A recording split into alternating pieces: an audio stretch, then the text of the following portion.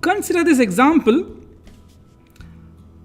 A function f from set of all positive real numbers to set of all positive real numbers defined by f of x is equal to square root of x and modulo of it. Why am I taking the modulo of it?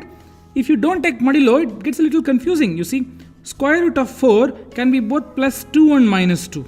You see, there is no such function. Functions are always defined as things where elements of domain go to a single element of codomain. Two elements from domain can go to one element of codomain, but one element of domain cannot go to two elements of codomain. So, if I say f of x equals square root of x, there is this confusion that 4 can go to plus 2 or minus 2. That is why I am putting a modulo here. Okay, and also observe my codomain is set of all positive real numbers. There is no room for negative real numbers here, right? What is this function? How does it look like? You pick an element of your choice in the codomain. Let's say 7.6 that belongs to codomain. You see, it's a positive real number. Is there an element which goes to 7.6? What is that? It is 7.6 square, whose square root is 7.6.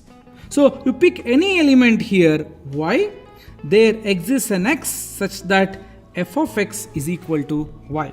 Now that is a very formal definition of a onto function. So how is an onto function defined? Onto function is defined by the following statement. Let me make it clear. Let me write it down.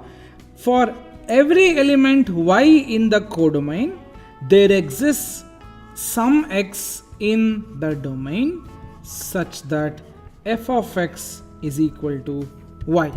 So let's prove that. Do you think this function is onto? Looks like it, but let me prove it using this definition I have stated here. Now how do I prove it?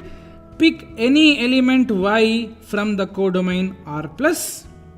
I say there exists an x. What is that x? That x is nothing else but y square. When you pick x as y square indeed is going to y, and y square belongs to R plus.